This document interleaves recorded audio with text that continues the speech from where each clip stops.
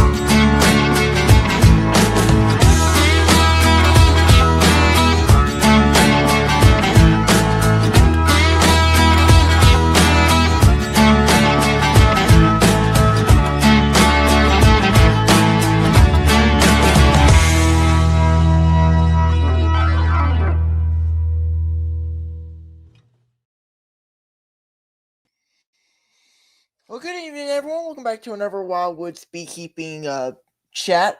Thanks for checking in tonight. I appreciate y'all for joining in. Give some shout outs. Tim and Hannah, Gunline Bees, came in at number 1. Thanks for checking in. I do see some questions. I will answer questions shortly, and of course, I will get to our topic later in just a second. Thanks for checking in, SMA. Thanks for checking in. We have Gary, RT23Bs, Dennis Sherrill. Thanks for checking in, Dennis. We have Mike Tingway, Randy, a lot of regular folks who join. Russell Amon, 312. Thanks for checking in, Russell. And we also have David Hunter. Thanks for checking in, David. We have Richard, all the folks who usually join in. Thank you all so much for joining in tonight. I really appreciate it. So tonight's beekeeping chat is really all about talking about what bees do over winter. I think it's going to be really interesting. I've been, kind of trying to brainstorm ideas for my live streams, and this is something that I've been kind of wanting to talk about, and tonight kind of came out to be a good night to talk about, kind of talking about the winter cluster, how bees cluster, kind of how they stay warm, how they survive winter. A lot of people don't understand how they overwinter, so I kind of want to talk about the winter cluster, understanding the winter cluster, very important for beekeepers. And if you know a lot about the winter cluster, it helps you as a beekeeper keep your bees alive during winter. So that's the topic for tonight. If y'all will, please click that thumbs up button on your way in. If you want to, make sure to share this stream out if you will. I appreciate it. Other than that, there's really nothing else to talk about. I will, after this live stream talk, after this presentation, I will answer more questions and talk about some other things. I do see there's 2 questions earlier from SMA. Thanks for asking those questions. If you will, give me a second because I'm going to do this presentation first because I want anybody who's on the replay, I don't want to sit here talking for too long. I kind of want to go ahead and get into the reason why you clicked onto this video, this live stream, if you're watching on the replay or now. So I will answer questions later. So if you have a question that you answer right at the beginning or during the presentation, I will answer it right when I'm done. Just kind of how I like to flow. Also, by the way, like usual, whenever I'm doing this presentation, I'm not looking at the comment section, so I really don't know what y'all are kind of talking about. Let people know if they're kind of coming in. I'm not trying to ignore you intentionally. I'm just kind of looking at my side of my view at my presentation so I can concentrate. So other than that, I'll go ahead and get into tonight's topic. And that topic is understanding the winter cluster. A very important topic to talk about, not really talked about enough during winter. It's really important. And you may wonder, why is it important? Well, if you understand how bees overwinter, the winter cluster, you can kind of keep your bees alive during winter better. So first, let's start out with what is the winter cluster. So when winter sets in, honeybees don't try to heat the entire hive, which a lot of people think they do, but they actually don't. That's really impossible, and really not really sustainable. It's not really sustainable. Instead, they use something really interesting, a more advanced survival strategy of the winter cluster. That's why whenever over winter you see your bees clustering. The winter cluster is a tightly organized group of bees that forms around the queen and, if present, brood. The goal of the cluster is simple: survive until conditions allow growth again. So this cluster isn't random. It's really highly structured. Bees on the inside are packed tightly together, sharing heat and food. Bees on the outside form a protective shell that slows heat loss and blocks cold air. The cluster behaves like a the cluster behaves like a single organism rather than thousands of individual insects. Every decision the colony makes in winter, when to move, when to raise brood, when to conserve energy, revolves around keeping this cluster alive. Understanding the winter cluster changes how you think about winter losses, and colonies don't usually die because it's cold. They die because something interferes with the cluster's ability to function. Lack of food, moisture, mites, or even disruption by beekeepers. So let's kind of talk about how bees generate heat. So bees don't generate heat by burning honey. They generate heat by through muscle activity. Inside a bee's thorax is a very powerful flight muscle, and in winter, those muscles vibrate without moving the wings. This is called contraction, essentially shivering. That muscle movement converts energy from honey into heat. The center of the cluster is where most of its heat production happens. When brood is present, which down here in Alabama it most certainly is, the core temperature can reach to about 90 to 95 degrees Fahrenheit, which is very close to summer brood temperatures. Without brood, the core temperature can be lower, but still warm enough to keep the queen alive. The outer layer of the cluster is much colder. Those bees may be just a few degrees above freezing. They aren't really producing much heat either. They are acting as insulation. This creates a temperature gradient from the warm center to the cold exterior, which is really efficient. Bees rotate through these roles, allowing the colony to survive temperatures that would instantly kill an individual bee. Let's also now talk about how bees move inside the cluster. Movement inside the winter cluster is slow, deliberate, and essential. Bees on the cold outer layer don't stay there permanently. Over time, they work their way inward, while warmer bees from the center move outward to replace them. This rotation prevents any single bee from freezing to death and spreads the workload of heat generation. This movement is not fast, chaotic, it's very slow, and it depends heavily on cluster size and the health of the colony. In strong colonies, rotation happens smoothly. In weaker colonies, movement can slow or even stop. And when that happens, bees on the outside die first, shrinking the cluster even more, and it really can kill the colony. Movement also depends on access to food. Bees can only move if they can stay connected to one another. So if cold temperatures forces the cluster to tighten too much, movement really starts to become more limited. And that's when starvation risk increases. So why the cluster size matters? Cluster size is one of the most important predictors of winter survival. Larger clusters have more thermal mass, meaning they retain heat longer and lose it more slowly. They also have more workers available to rotate positions, generate heat, and care for brood if it's present. Now, for most beekeepers up north, they don't have much brood, but down here, it's just kind of our temperatures are up and down. They raise brood a lot. So you just kind of have to watch it a little bit. Smaller clusters face multiple challenges at once. They lose heat faster, burn food more quickly, and have fewer bees available to rotate. During extended cold snaps, a smaller cluster can reach a point where it simply can't keep up with heat loss. This is why colonies that look okay in fall sometimes fail in winter. A colony doesn't need to be booming, but it does need a critical mass. Combining weak colonies before winter can often save colonies that would otherwise be lost.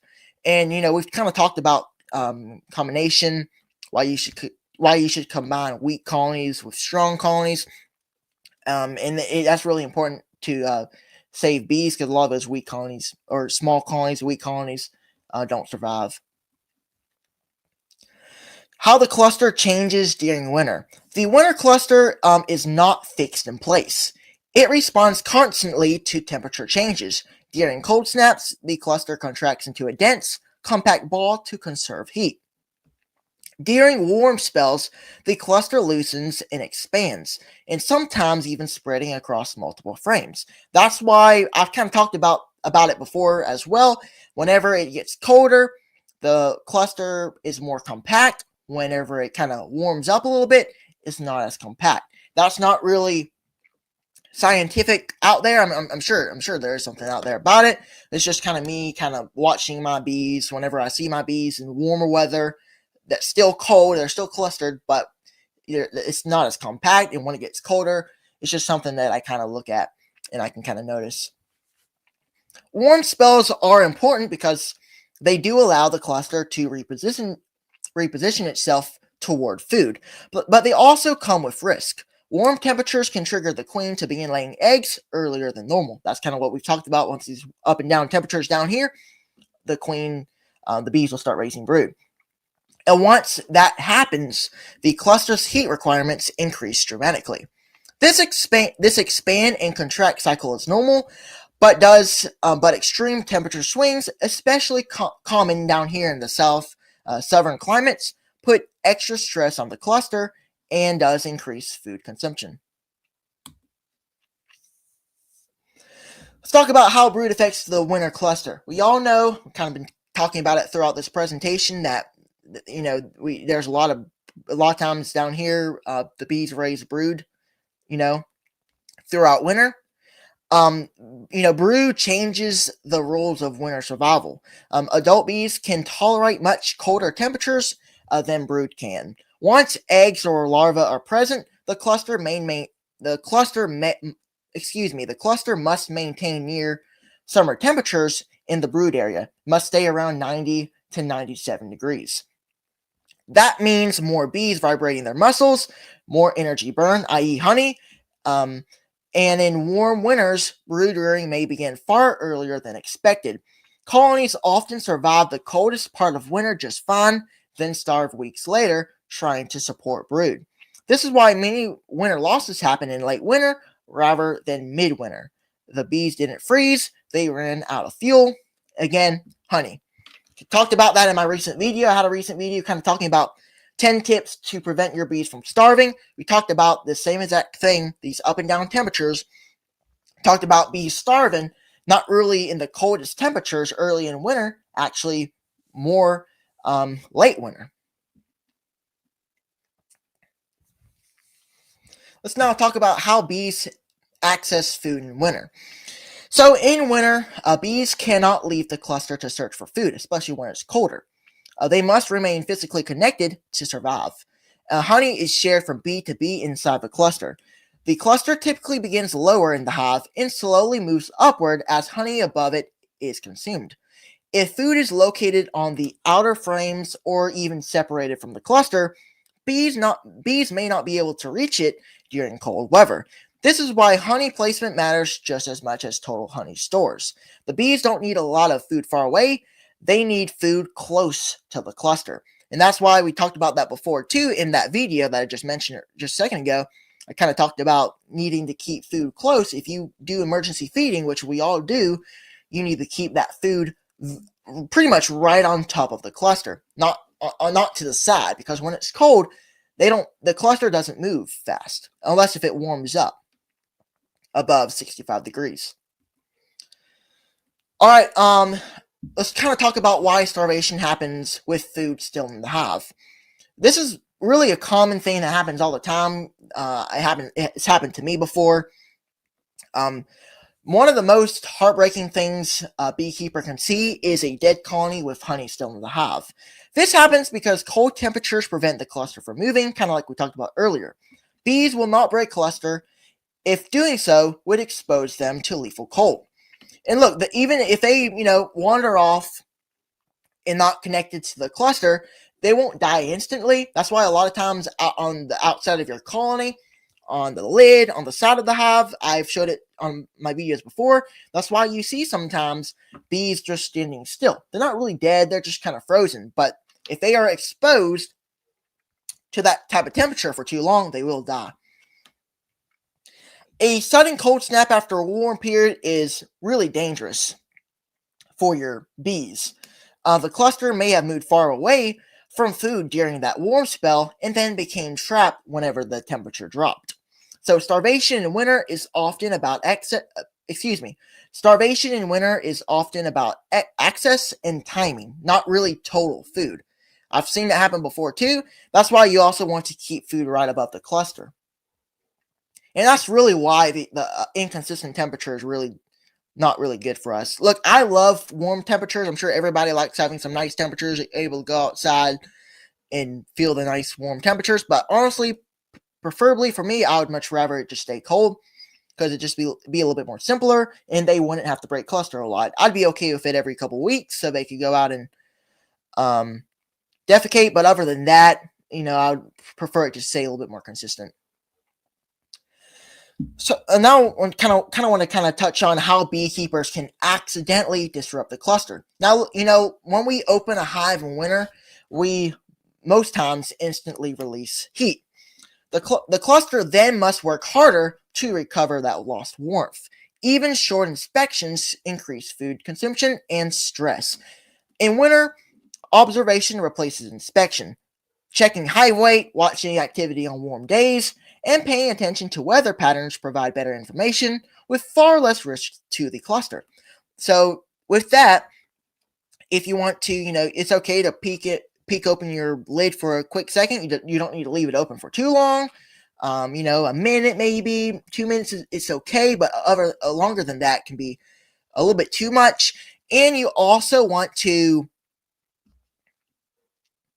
check the hive weight. You don't want to inspect your bees. You don't want to be pulling out frames, because if you pull up brood frames in winter, that you're going to chill brood. If of course your bees are raising brood. If they are, you for sure don't want to raise brood because you're just releasing heat. It's going to take them more time to replace that heat, and you're going to be chilling brood. All right, so let's kind of talk about here near the end what beekeepers should watch out for in winter. So winter beekeeping is about anticipation, not reaction. That's kind of what we've talked about before. Reactive beekeepers versus proactive. Rapid weight loss, extended warm spells, early brood rearing, and moisture buildup are all warning signs. A dry, well-ventilated hive with decent food, emergency feed or even honey gives the winter cluster the best chance of survival. Once you understand how the winter cluster works, winter management becomes much simpler. You stop fighting the cold and start supporting the biology. Thank you for watching this presentation. Now don't go anywhere because this live stream is not over. It's just got done with the presentation. We got 24 folks on here tonight. We got a good little crowd in here tonight. Thank you all so much for joining in tonight. If you will, click that thumbs up button on your way in. You got to click that thumbs up button. It really helps this live stream out. It gets it out to more folks because, look, there's a lot of new beekeepers out there who really don't know much about the winter cluster and how it works. So if you click that like button, you'll get this live stream out to more viewers. All right, so now that we've kind of got through that, if you want to, you can leave a question, whatever you want to, or bring up a topic or anything like that. I'll answer your questions. I'm going to go back in a second and look at the previous comments. But first, I'm going to answer a couple questions that actually came in about 19 minutes ago. Actually, at 5:43, before the live stream even started. All right, so first question is from SMA. I don't know your name, at SMA. So if you let me know what your name is, because I try to know everybody's name. It's kind of hard to know everybody's name. But anyway, Grayson, have you ever compared your sugar boards versus Hive Alive fondant? I have not done that. I plan to start feeding some Hive Alive fondant. I do have some candy boards on my colonies right now, and they're on. And not all the colonies, because most of the colonies right now really don't need much, extra food, because they're packed full. I plan to put on even more food maybe in the next couple of weeks. Right now, most of my hives are okay. There was one colony where I knew that they needed a little bit of food, so I decided to put a candy board in there. So I'll put my candy boards on there, and I probably will eventually try some of my Havelock fondant that Hive Live was so graciously sent out to me for free. I'm super thankful for them to do that. So I'm going to try that out, do a video, kind of show y'all about it, maybe do a teaching about it in a future video. But I will compare them and see kind of what I like about both of them. I don't know what would really be the difference. I'm sure both candy. When I say candy boards, it's really pretty much just candy. Both have their pros.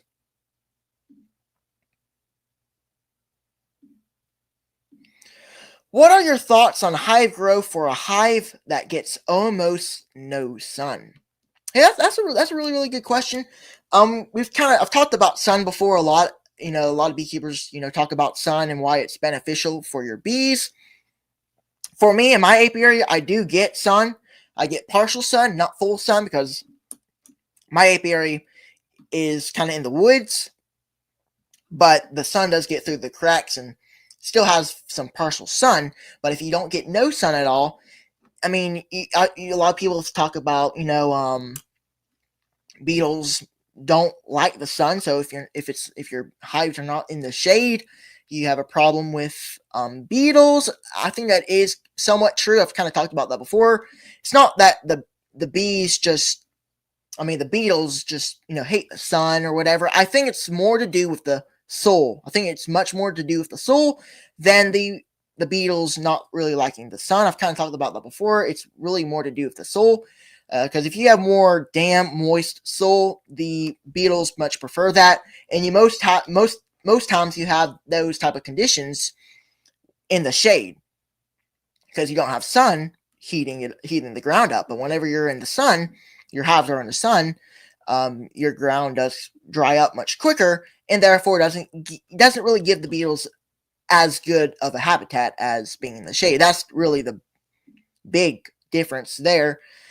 If y'all have any opinions on that, you can put it in the comments. But other than the beetles on high growth that gets almost no sun, if it's not in the sun, I've noticed some things before. Whenever my hives are full, not in the sun at all, because basically I kind of want to talk about my scenario, because some people cut down more of our trees, thinned them out, so therefore around the bee yard got a little bit more sun. But before that, we had much more shade, and I did notice it did take a little bit longer. If it rained or a moist night, it would probably take a little longer to dry up rather than the sun, kind of how the partial sun is now. But that's kind of my take on that. If you have any more questions, feel free to put them in the comment section. I'll answer them. Now let me go back through the comments and see if I see any more things in the thing. I'm ready for the high 60s and low 70s temperatures that are coming. Hey everyone. Hey Philip, thanks for checking in. Appreciate you. Do you think I can feed sugar water outside for the bees so all of my bees can get it, so they won't rob out my other hives right now? I think that wouldn't be a bad idea. It depends on where you're located. Because right now, so if you have a warm day in winter, which I'm not sure where you're located at, but most everywhere they have some warm days, 65, 70 degrees. We have those type of days all the time. So it wouldn't be a bad idea to set out some sugar water on those warm days so they can go out and have something to go get, so they don't rob colonies during winter. Because I know y'all thinking robbing doesn't happen much in winter, and it really doesn't happen that often. but there is a possibility whenever you're in a warmer climate like we are down here in the south, there's a little bit more of a possibility on the warmer days that your bees could get a little bit more robby, should I say. So they might rob each other out. So it wouldn't be a bad idea to feed some sugar syrup outside. We call those outside feeders. You can put it in the bird bath or whatever you really want to do, but it wouldn't be a bad idea. I've done it before too during winter. I only caught the end, but what I heard was excellent. Thanks, Grayson. Thank you, Philip. I'm glad you enjoyed it. Richard gifted 5 Wildwoods Honeybee Farms memberships. Thank you so much, Richard, for doing that. 5 members. I don't know who exactly got gifted those members, but I'll look real quick and shout those folks out. So our 5 new members: David Hunter, James. James has been a member multiple times. He's been gifted some memberships multiple times. So Mike Trevis 2047. He's been a member before too. Chris Bees Nuts Honey Chris and Rainier Reindeers Bees. Thank you, Richard, for doing that. Money to me and free memberships to everybody else. I add a liquid Hive Alive to my candy boards along with a little pollen sub. Additives. I actually do have some liquid Hive Alive. I probably could do that too. Richard, happy holidays. Happy holidays to y'all too. Yep, it's that time of year again. Happy holidays to everybody. As you can see in the background, my Christmas tree kind of spread holiday joy all around. Usually around this time of year, I just put down my backdrop and just show my back wall during winter. So that's usually kind of what I do during winter. All right, so we've kind of went through most of everything there was talked about. If you have any more questions, feel free to put them in the comment section. I'll answer them. Morning sun is what you morning sun is what you want ideally in afternoon shade. It's what you ideally want right there. All right, so kind of talked about the presentation. We already got through the topic tonight, which if y'all missed it, once this live stream is done and over, you can go back and rewatch the presentation. I hope you enjoy it. If you watched it live, I thank you for watching it live. But if you missed it later on when this is over, you can go back and watch it. So I kind of want to go through some temperatures. And tonight the low is 24, 23 degrees. Last night got down to 23 too. Very, very cold weather. I got to search up my weather. Every Monday, I always give my temperature updates. Y'all all right, so what I wanted to ask y'all is make sure to let me know what your weather is. Kind of what are you experiencing? What's going on in your area? So here in Alabama, today the high was 49 degrees. Got up to 50. Bees are not flying at that temperature, so bees were not active today. They will be active on Wednesday because the high on Wednesday is 62. High today was 50. The low tonight going to get down to 22. So I kind of misspoke by a degree. Tuesday, the high is 55. Tomorrow, 55 degrees. Bees will most likely still be clustered at that temperature. The low will get down to 33, a degree above freezing. Wednesday, it will get up to 62. The low will be 44. So on Wednesday, the bees will be active on that day at 62 degrees, or if not really too active, they'll kind of be moving around inside. And then Thursday, you can get up to 68. 68 degrees for the high on Thursday. The low is going to be 44.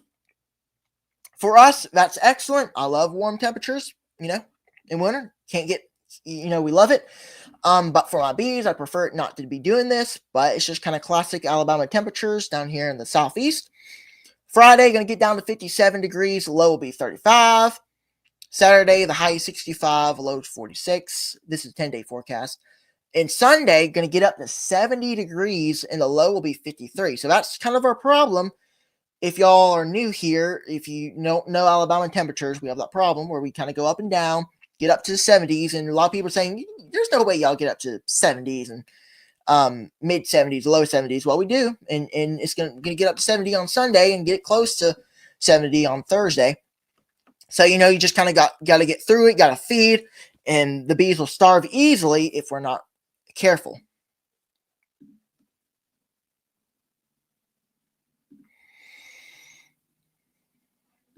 Is that a guitar case I see? Well, yep, that's a guitar case you see in the background. Yep.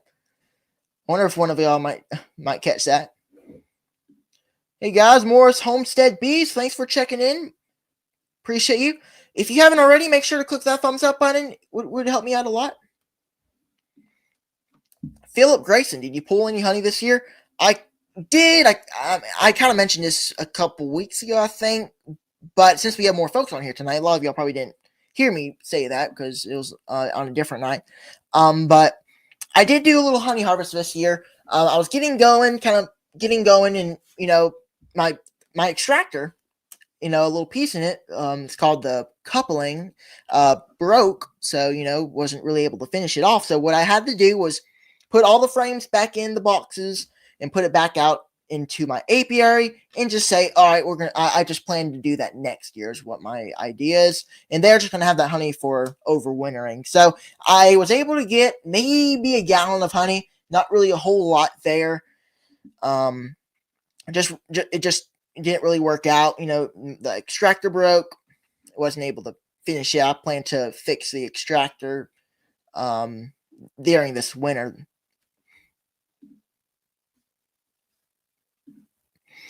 When do you start splitting your bees? Well, it just really depends on temperatures. I mean, February, March is kind of what I've done before. This year, I think I did them late March, early April, maybe mid-April, somewhere around there.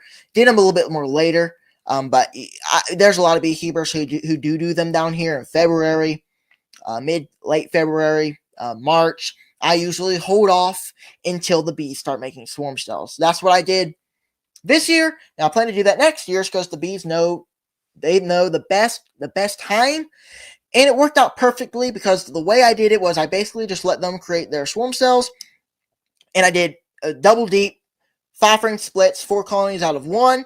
And they made a whole bunch of cells. So each frame, I made sure there was a couple of cells on the frames and make sure there were cells in the splits that didn't have a queen. And then, of course, one of the splits did have a queen. So I plan to do that again. I'm going to probably, do it around March, April again. Just depends on when they start raising those swarm cells, which I think they made them around late March, if I remember correctly. It's been cold for us, but we are on the lows to mid-60s for the rest of the week, 70s this weekend. Same here. We can get up to 70 degrees, so it'll be nice and warm. Bees will be flying. I know that for sure. They'll be flying around, and just gotta be careful for starvation. Kind of talked about that a lot. I mean, that's been the main focus for me, is just making sure they don't starve. I already treated. I'm not really worried about mites right now. I'm more worried about these up and down temperatures, just make sure they don't run out of food. I don't think they will, though. I think I'm in a pretty good spot right now.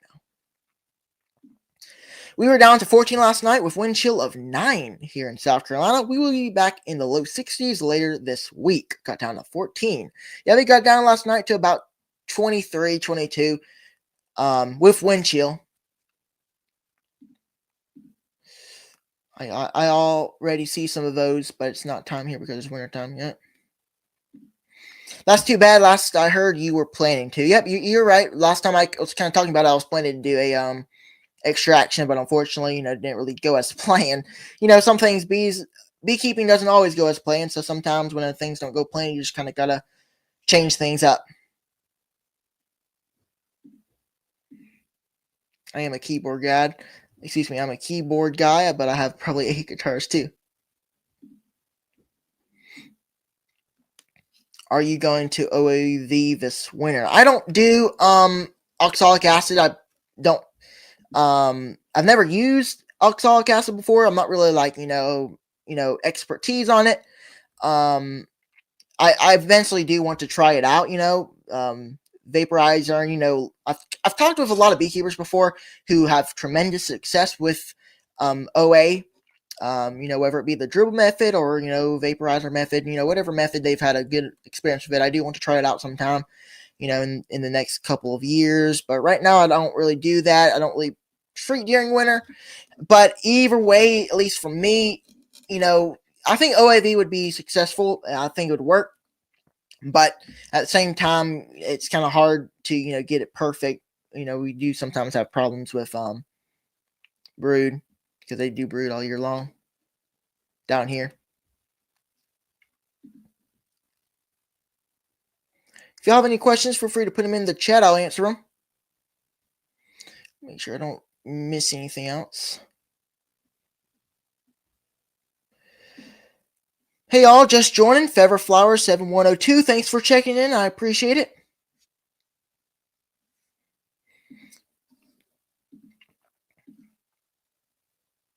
So I guess I do want to kind of talk about my apiary. Was one thing I did kind of want to touch on for a second. If y'all are kind of maybe some quick updates with my apiary. Nothing really going on other than the last time I talked on my live stream, which was last week. I last week didn't really have much to talk about. With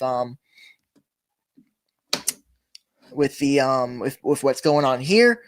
But we're really just kind of doing the same thing as everybody else, just kind of feeding. I did put on some candy boards this week. I think I made them up around on Tuesday or Wednesday. One of those days, I made up some candy boards, and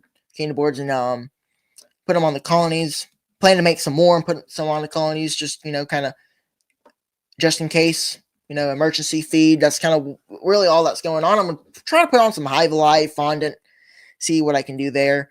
Maybe do a video about it because the great folks over there at Hive Alive, I actually interviewed Dara Scott, the founder of Hive Alive, and enjoyed that chat. It was a while back. I think it was a couple months ago. It was a real good interview with him, but they sent me out some stuff, some not just the fondant, but also sent me out some liquid, the additive stuff that you can put in your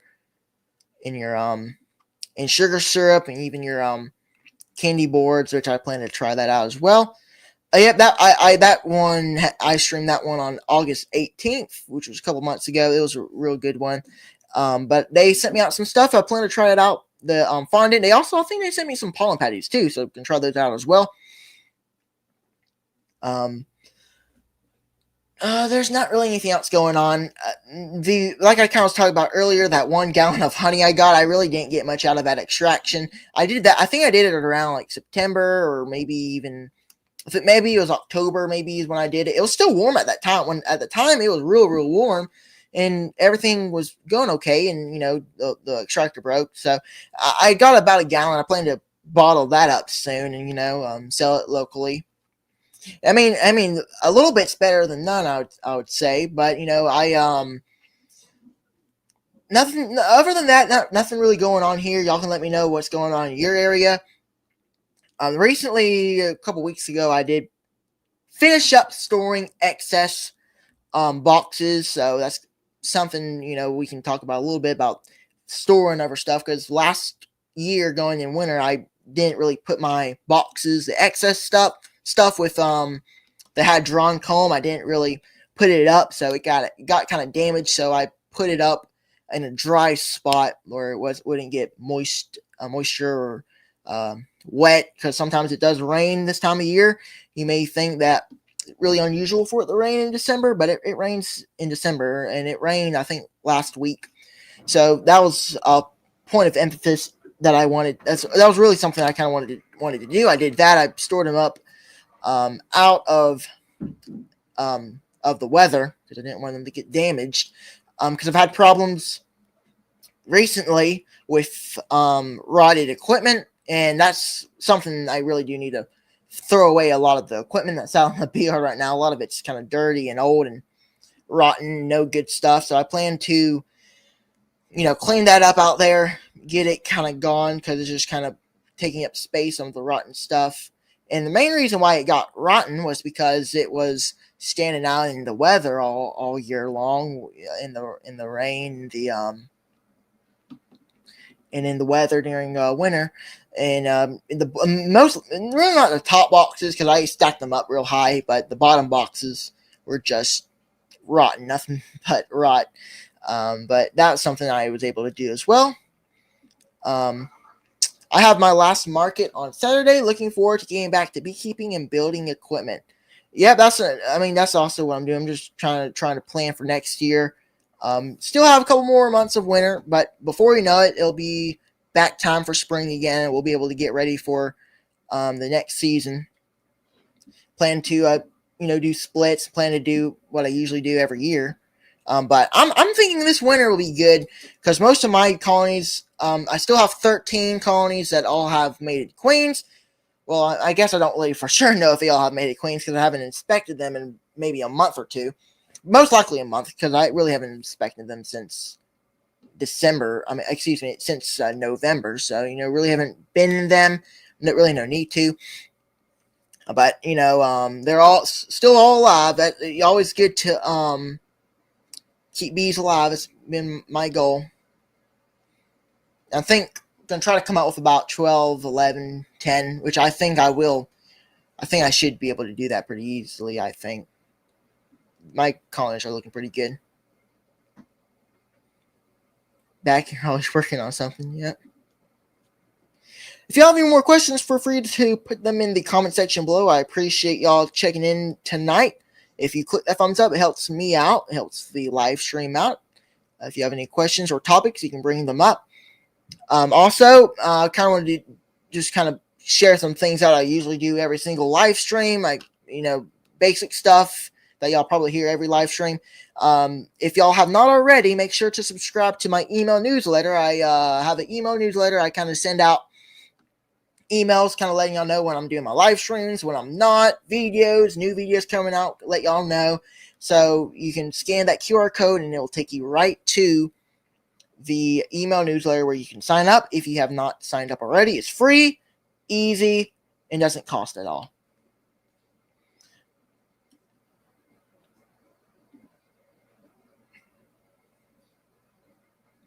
Also wanted to kind of talk about my 3,000 subscriber giveaway. I every single time I do stuff, I do mention it. I haven't really mentioned it recently. I may think I forgot about it. I haven't really forgot about it. I still plan to do it. Still slowly growing and getting to closer and closer to 3,000 subscribers. And once we get to that 3,000 mark, I plan to do a 3,000 subscriber giveaway. Give away some prizes and fun stuff like that. So that will be really fun once I hit that 3,000 mark. And I'm at 2,695 subscribers, 5 away from 2,700. My channel's been growing really pretty fast recently. I mean, gaining some subscribers and new viewers. I appreciate all the support you guys give for me. And also, by the way, recently on my videos, if y'all have been noticing, I've really been uploading a lot of like how-to videos, like teaching videos, and I love doing teaching videos, and they're really fun, especially during winter. But don't worry, I do plan once spring comes back and the season comes back, I'm going to do a lot more vlogging videos, and then once winter comes again next year, I plan to do teaching videos. So during this time of year, this is what I'm mainly doing, is just teaching stuff, and it's fun, and I enjoy doing it. Hopefully help beekeepers out, Hello, everyone. Sorry I'm late. No worries, Keith. Thank you for checking in. I already went through my presentation for tonight. Talked about the winter cluster, kind of how it works. So if not just for Pacific people, but anybody who checked in a little bit late, y'all can always check the replay out, and once this is over, check the replay out and see kind of what was being talked about. The presentation was about 20 minutes long, so not really a whole lot. It really wasn't a long presentation. Some are longer than others. Pastor Larry and Miss Jan, thanks for checking in. I don't know if I shouted you out earlier, greeted y'all, so I apologize if I missed y'all. I think I did. Pastor Larry and Miss Jan at Hallelujah Bee Farm, thanks for checking in.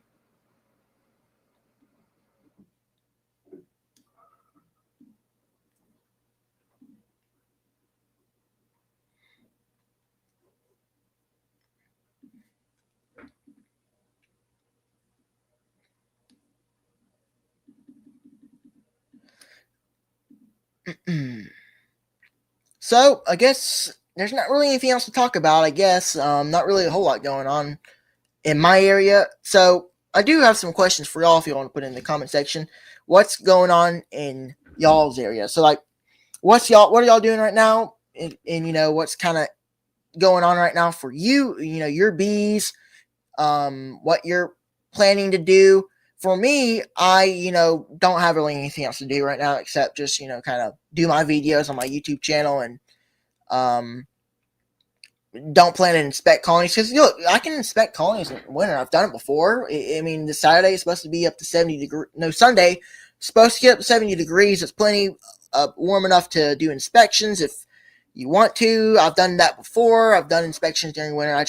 This year I don't plan to do any inspections during winter. I plan just to leave them alone and let them stay put. I do plan to go out there in the next couple of days and put a little bit more food on. I do need to check the candy board because I recently did put one of my candy boards on one of my colonies, and you make sure it's not all the way out.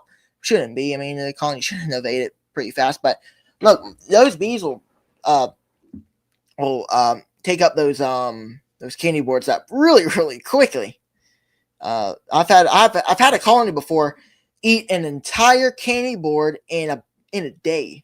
That's how quick they eat it up.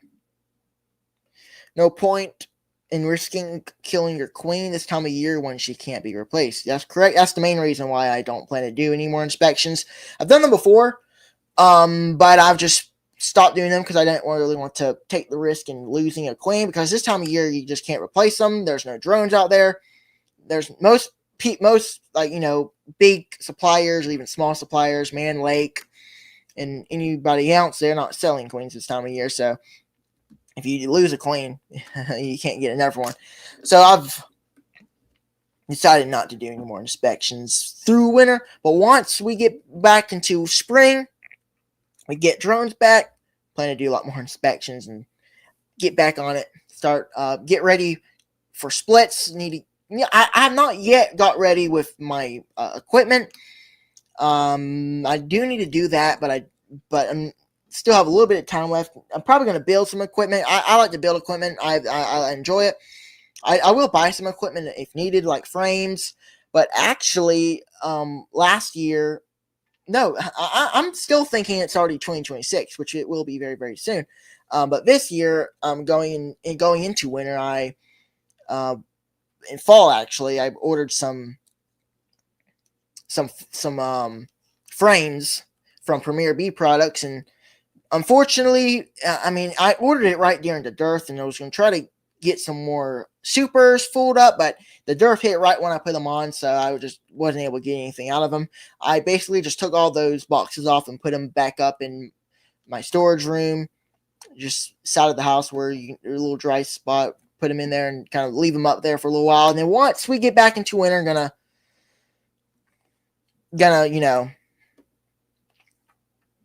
put them back on and let them draw them out for next year. I am in Western New York. Temps in the 20s. I found it on all of my colonies, but only about half of them are in the top box eating the fondant. Most of my colonies are in the bottom box. They move upward during winter, How risky is it to be next to crops that will be sprayed? I mean, it can be really, really risky. I'm sure a lot of other people have more experience than me. I've been close to some, I'm close to some crops and stuff, and I've actually seen people spray near my apiary, but I've never had problems. Well, I guess we have about 11 minutes, so I'll kind of talk a little bit more, and then we'll wrap things up. I did kind of want to bring up a little bit. Kind of wanted to, because this morning, I got up, regular routine, ate breakfast, kind of chilled out for a little bit. But then I saw Cayman went live this morning. I don't know if y'all saw them, but they're kind of talking about the yellow-legged hornet. And the reason why I'm just bringing that up is because I actually talked about the yellow-legged hornet like 2 years ago, kind of talking about it because there's a little incident in Georgia, somebody found a yellow leg tortoise, and something what they were talking about is that I guess they're finding some more in other states. I was just gonna ask you what y'all think about that. If y'all saw that, because I was in the chat. I think Keith, you were in there. I'm sure some other folks were kind of watching it. It was early in the morning, so some of y'all might have not been watching it, but I saw it pop up. I was like, "What's Cayman doing live?" But he's talking about the yellow leg tortoise. And I talked about the yellow leg tortoise. When was it? Talked about it in 2023, August 21st, 2023, and I pretty much did it like a presentation type thing, kind of talking about the yellow leg tortoise in Georgia, kind of talking about trying to keep your colony safe. I saw that this morning, but I remember doing that live stream. I don't know if y'all remember that, but if y'all were, if y'all have, and the reason why I'm bringing that up is because last week somebody mentioned the yellow leg tortoise again. So I guess they're starting to spread out a little bit. I would think, but is what I'm hearing is they're spreading around in different states down south.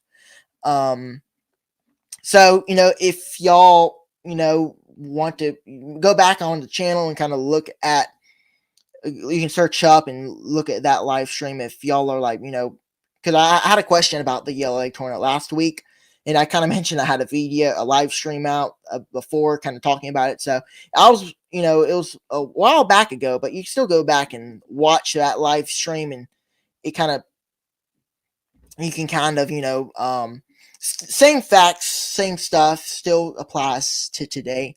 I feel like it turned out really good. And maybe, I might do it again. I might make up a new presentation, and maybe I might do it again for folks if people are interested.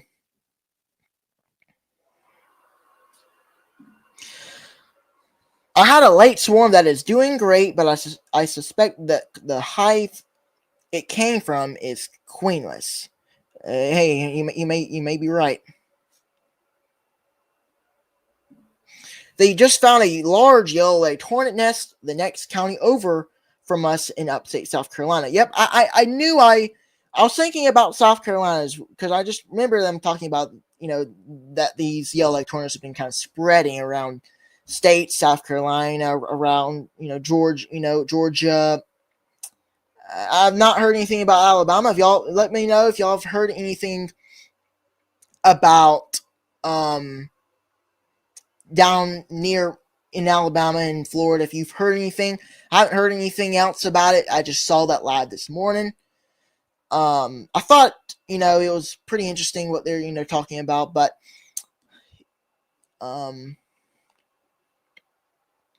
just watch out for them. If you see them, you probably want to try to get them exterminated.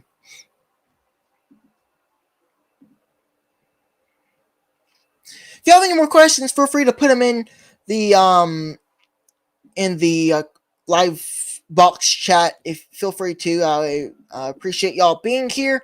If you have any more, feel free to put them in there. Any questions? If not, it's good too. Also, by the way, if you haven't already, make sure to click that thumbs up button. It helps the live stream out a ton, and I appreciate you doing that. Clicking the like and subscribing, sharing this live stream out with your friends, with people bee clubs.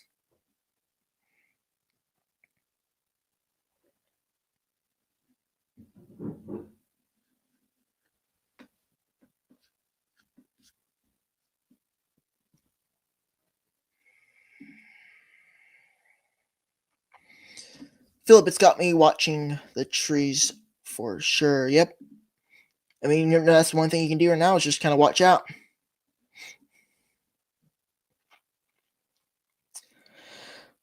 I guess we'll go ahead and get close to wrapping it up. We got about 6 minutes till 7. That's usually when I am done with my live streams. And if y'all don't know, I start them at 6 p.m. now, Central, 6 p.m. Central, 7 p.m. Eastern. I start at that time now and then end at 7 p.m. Central, 7 p.m. and end at 7 p.m. Central, 8 p.m. Eastern.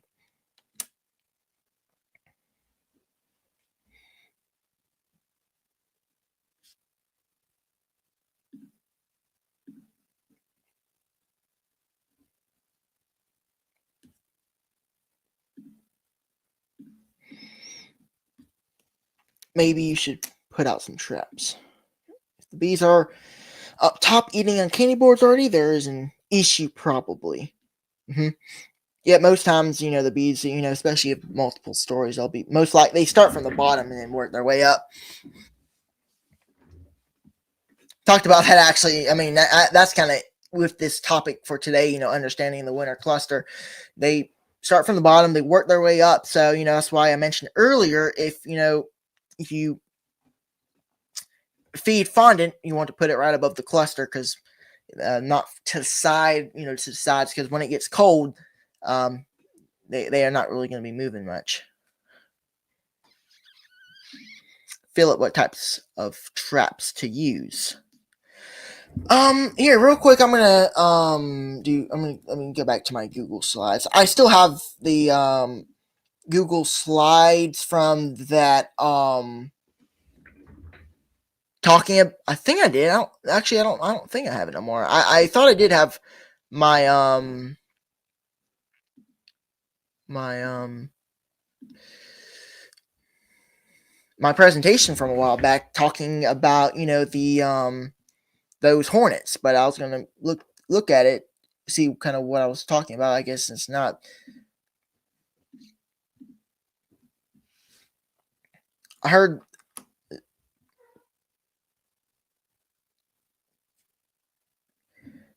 Texas Beekeeper. Hey Blaine, thanks for checking in. James Noel 5848, thanks for checking in, James. Thanks for. You have DC Dave, thanks for checking in, Dave. I was talking with Harris, so those yellow leg. So we'll go after the Burex and tuna. Just put out bait.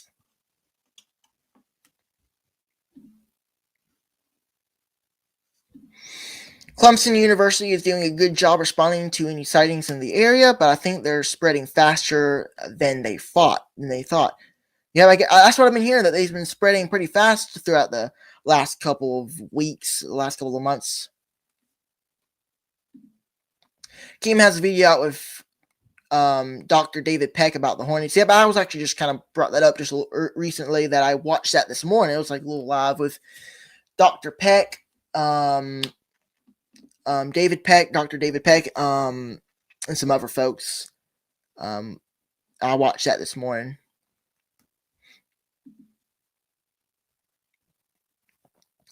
Well, I guess, if I see any final comments, I'll, respond to them. But I guess we'll kind of wrap things up. Thank you all so much for watching tonight's live stream. If some of y'all kind of might have come in a little bit later, you can always go back and rewatch the presentation if you want to. Make sure to click that thumbs up button, because it really does help me out. If you click that thumbs up button, it really does, it helps out this live stream get out to more people. Why are people fearing these things if they will go after the same bait as our native hornets? Yep, I get you. I mean, I talked about that when I did that presentation like 2 years ago, that, don't panic. I mean, I'm honestly not too worried about them. I mean, it's always good to, kind of, be proactive, and, kind of, you want to, make sure, they don't overrun your colonies, but, you don't want to, go into panic mode either.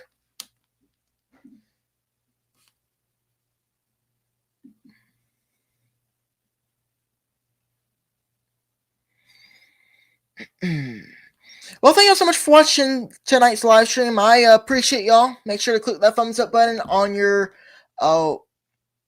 way out. I appreciate y'all watching, and I'll see y'all. I think I'll probably do my live stream next week as well. I'm not sure what the topic will be. I'm sure I'll come up with something that will be interesting for everybody to listen to. Thank y'all so much for watching, and we'll catch you next time. Good night, everyone.